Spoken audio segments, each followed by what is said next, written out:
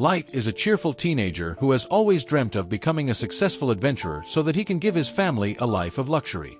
To achieve his goal, he leaves his small village and heads to the city to register as an adventurer. But things are not easy for him. In this world, the goddess created 9 races and humans are considered the lowest among them.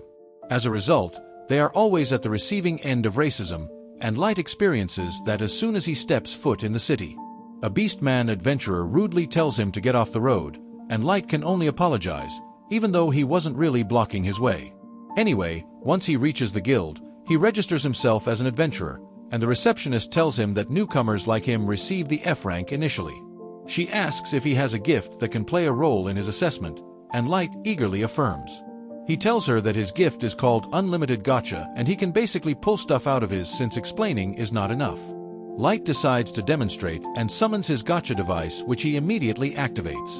The gacha rolls out a fork card, and as Light releases the card, a fork materializes on the table. However, the fork is all bent up and Light panics.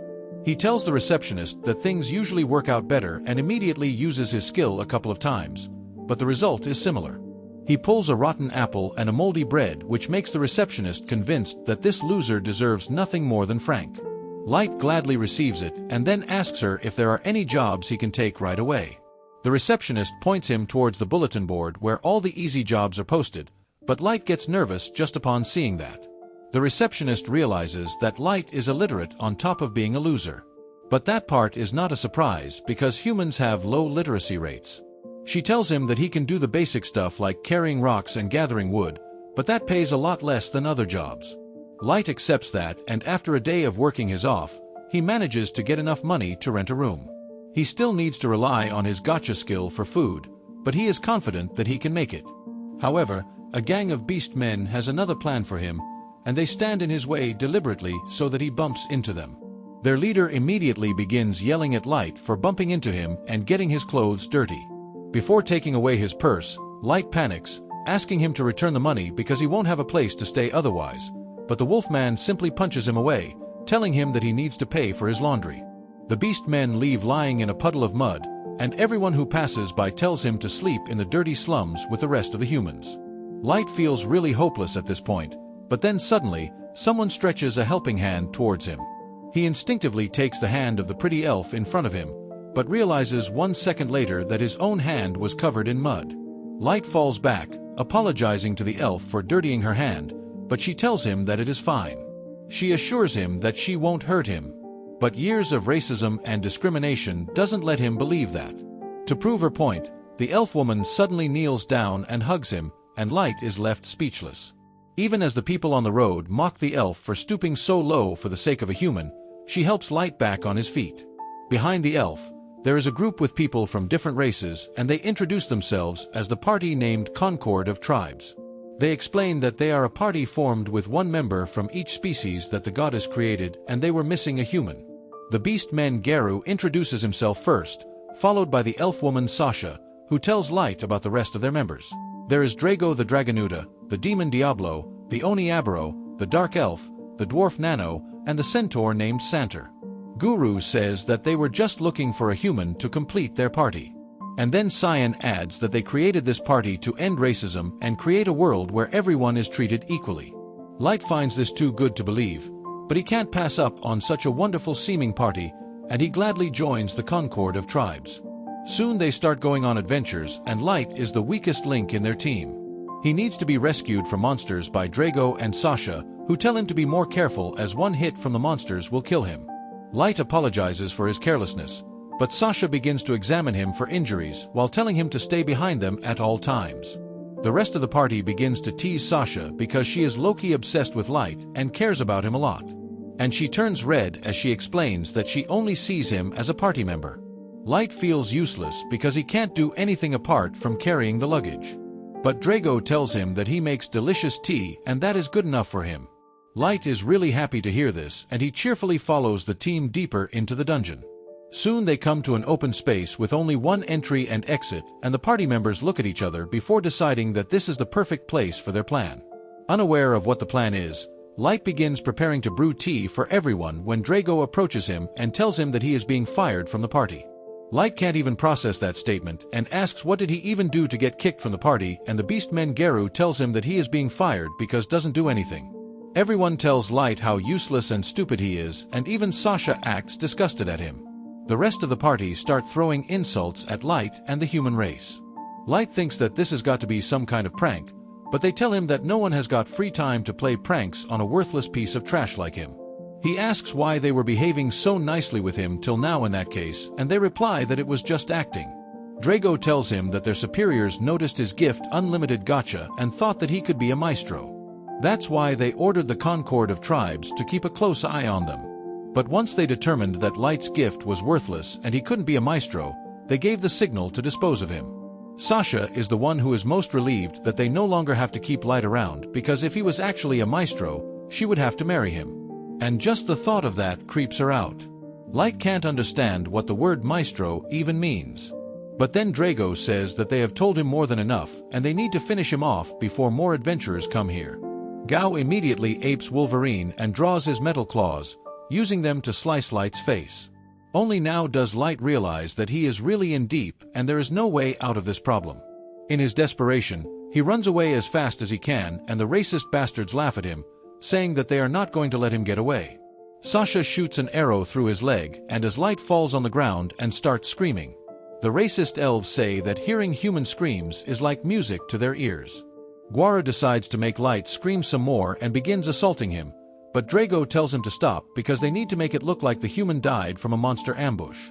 Guaru obeys his orders and gets ready to finish him off, but Light crawls forward, desperately clinging to his life. Suddenly, the ground beneath him starts glowing and Light realizes that he is in the middle of a teleportation circle. Drago notices it too and orders Gao to finish him off quickly. But before he can reach Light, the teleportation circle does its job and takes him away. However, the situation doesn't get much better for Light. Even after he is saved from the backstabbing traders, the teleportation trap takes him to a random location in the dungeon, and he knows that the moment a monster finds him, he is dead. He begins to remember his family as he wonders what did he do to deserve being betrayed. He thinks about how nicely everyone treated him before they decided to backstab him. He now understands that their kind behavior was just an act, so he would completely believe them, and they showed their real colors at the end. He is really furious and channels his rage to become a reason to survive. He gets up swearing that he will get revenge on those bastards and tear them apart with his own hands. Well, before he can throw out more cuss words at them, Light hears a low growl coming from behind him. And as he turns around, he finds a level 1000 monster glaring at him. He freaks out on seeing the monster because it is something straight out of a fairy tale. Light realizes that he was teleported to the lowest floor of the dungeon and he low-key had a better chance of surviving his party than this monster. As he wonders how could he even fight the monster, his thoughts wander to his gift Ultimate Gacha and he decides to take his chances. He begins pressing the Gacha button repeatedly and then suddenly his ordinary gift transforms into something beyond his wildest imagination. A giant magic circle appears below him and the Gacha device starts undergoing a power-up. Light doesn't understand anything, but just as the monster leaps on him, the Gacha roll is completed. A level 9099 maid servant appears out of it and demolishes the monster in an instant. Everything is over before Light could even blink. And then the aura-farming maid starts walking towards him. She kneels before him and instantly heals his wounds, telling him that she could not bear to see him silky smooth skin being injured. So, she healed him without asking for permission. Light can't believe that he is perfectly fine now. And then the maid asks him for his name. He introduces himself as Light and the maid gets really happy on learning his name. She pledges by the maid's code of honor, swearing to serve him till death. Light tells her that it is all cool, but she should at least give her name first. The girl introduces herself as May, the ever-seeking maid, and tells Light that she came from a super-ultra-rare card in his Unlimited Gacha. Well, Light refuses to believe that a level 9A99 maid would come out of his worthless gift, but May asks permission to use her appraisal skill on his gift, so read the finer details. He immediately grants her the permission, and May uses her sharing in to find that his abilities are hidden under a very strong concealment, and anyone below her level can't even see them. She tells Light that his Ultimate Gacha is much more useful than he thinks. The cards it rolls highly depend on the mono density of his location. And as it turns out, there is another rarity class beyond May's super ultra rarity. May explains that the mana density of the surface is really poor, but in the depths of the dungeon, the air is full of mana, which allowed her to pull her. She commends Light's bravery in coming to the depths of the dungeon alone to unleash the full potential of her gift. And he tells her that he is a loser who couldn't even get near the dungeon on his own. He begins crying as he tells her how his party betrayed him in the dungeon. He starts whining and about how they promised they wanted to create a world free of discrimination just to trick him, and then swears to get vengeance on them. May suddenly hugs him, saying that she can't understand what he has been through, but she will do whatever he wants, and destroying the bastards who hurt him won't be too difficult for her. However, Light tells her that she can't do it, and it is not because he is kind. He just wants to get revenge with his own hands, but it is not possible right now because he is too weak. He swears that he will make all of them suffer before killing them, and May kneels before him again, telling him that if he wants to grow strong enough to get revenge, she will help him with that. She tells him that she believes in his potential and Light can only thank her. However, he is not satisfied with just one overpowered baddie in his harem and decides to use the mana-rich environment of the dungeon even more. He uses his Unlimited Gacha again, summoning more high-class maids so that he can create a kingdom that will serve as the base for his grand revenge. After 3 years, we see Light walking in a castle surrounded by an army of maids that he summoned. And as he praises them for their work, they all start losing their minds. May asks for his permission to shut all of them up, but he knows they're just smitten by him, so he doesn't mind it.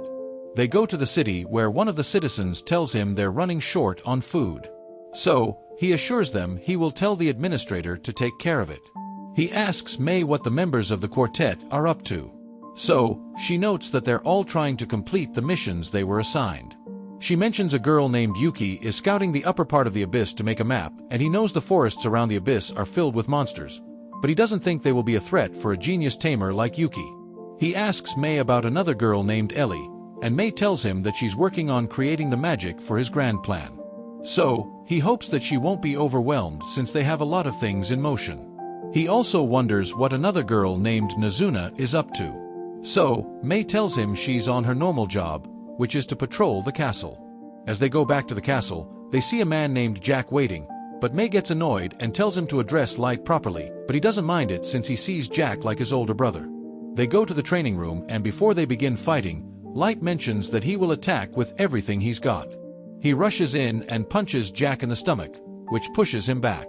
And he mentions that if it were anyone else that was hit by the punch, they wouldn't have survived. Meanwhile, Nazuna runs into some other maids who ask her if she's on her patrol, and she mentions it's an important job given to her by Light. So, they start praising her, which makes her happy. They ask her which area she will be patrolling next, but she hasn't decided. So they ask her to check out a spot for them because they're prohibited from entering it. Nazuna goes to Light's bedroom, and as she knocks on it, she's surprised to see May coming out. She wonders what Nazuna is doing there, and she notes that she was just patrolling the area, but May tells her to go somewhere else because the bedroom is safe. She asks May what she was doing while Light is away training with Jack. So she mentions it's against her code as a maid to do nothing even when her master isn't with her. So she was cleaning the room. But as Nazuna goes inside, she notices that the bed seems like someone just rolled around in it. So May notes that it's her unique bed-making style. Nazuna wants to know more about it, but May refuses to tell her anything, saying it's a trade secret, which impresses her. While May is glad that she isn't that bright. Nazuna gives May a message from the other maids, and as she starts reading them, May realizes they're all cursing her for not letting them into the bedroom.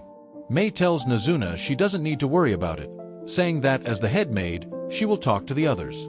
And she gives Nazuna a few coins for doing her job, which makes her happy, and she tells May to ask her if she needs help with anything.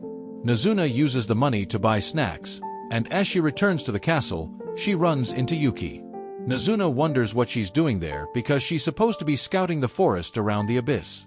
But instead of saying anything, she keeps meowing like a cat.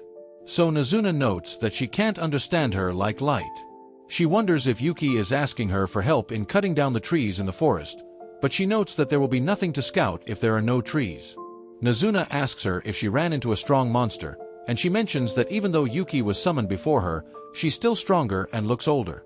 So Yuki shouldn't hesitate to depend on her.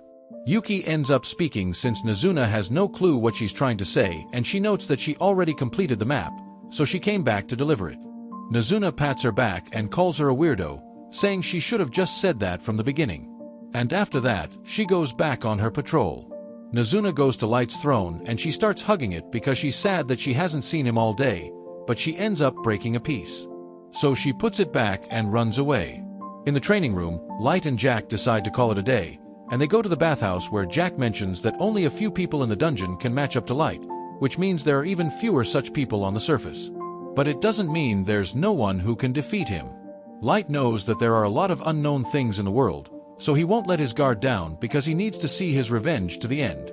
Meanwhile, Mei summons the 4 maids who complained about her through Nazuna, and she asks them if they know why they're in trouble, but they act like they have no idea what she's talking about.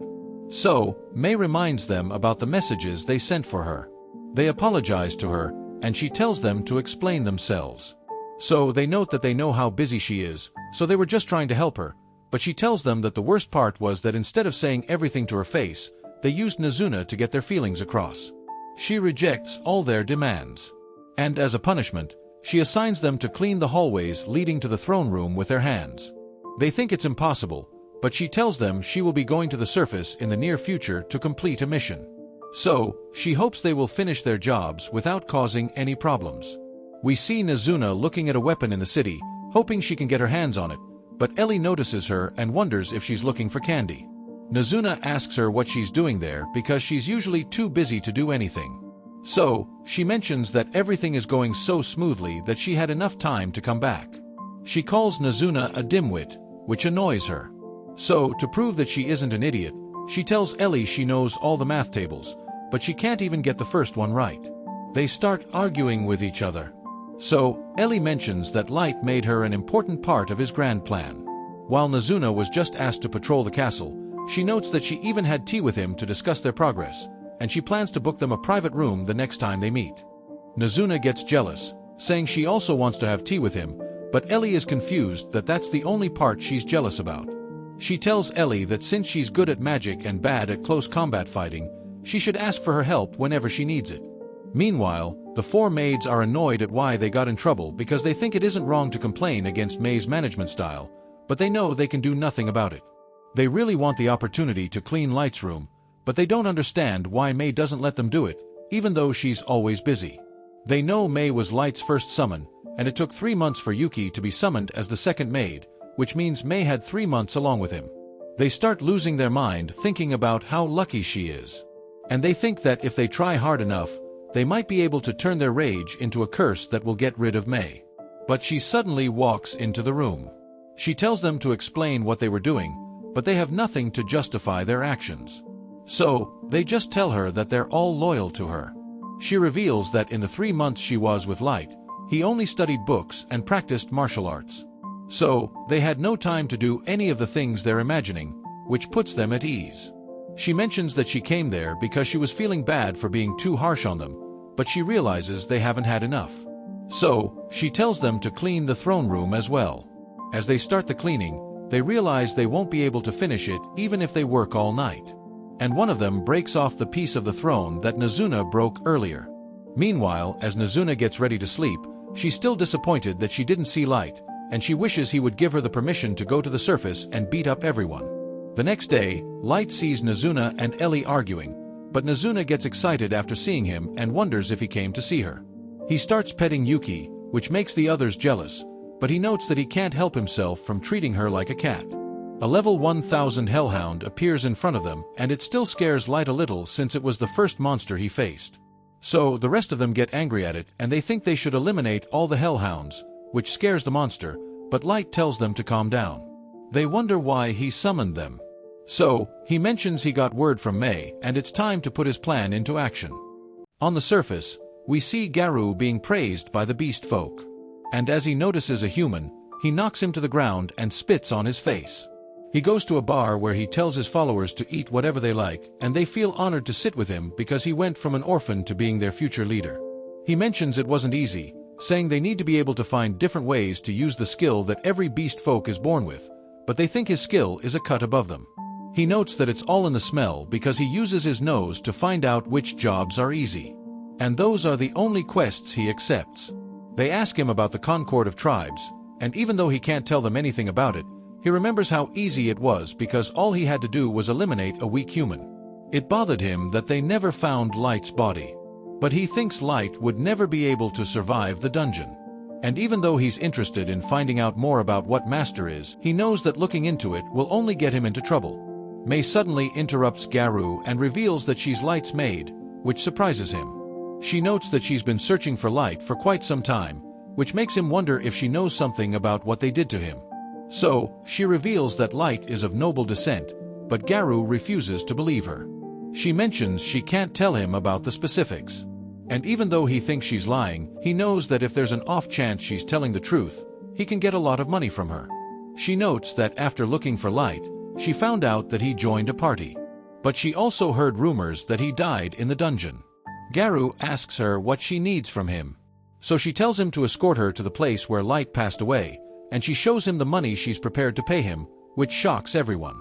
He thinks she's leading him into a trap, but he doesn't care because even if she tries anything, he can take care of her easily. He agrees to help her, saying he's the future leader of the wolf tribe. So, he will get his best men to escort her, and he notes that even if she didn't offer any money, he would have still helped her because Light was like a brother to him. As they go to the dungeon, Ji thinks about how he will make sure Mei reaches her goal, but he will ravish her body on top of Light's grave. As they reach their destination, Garou mentions that when they were attacked by monsters, Light ended up hitting a teleportation trap, so they never saw him again. He tells his men to cover the exit, and he thinks about how stupid humans are because they believe whatever he says. She notes that she feels bad for Light because if she had started serving him a little earlier, he wouldn't have had to suffer being kicked and shot with arrows.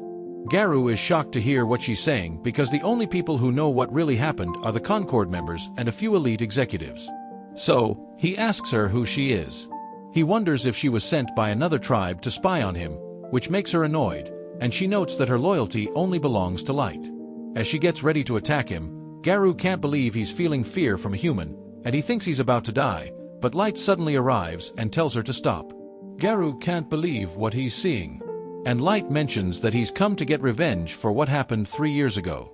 But Garou laughs because he thinks a level 15 human has no chance against a level 150.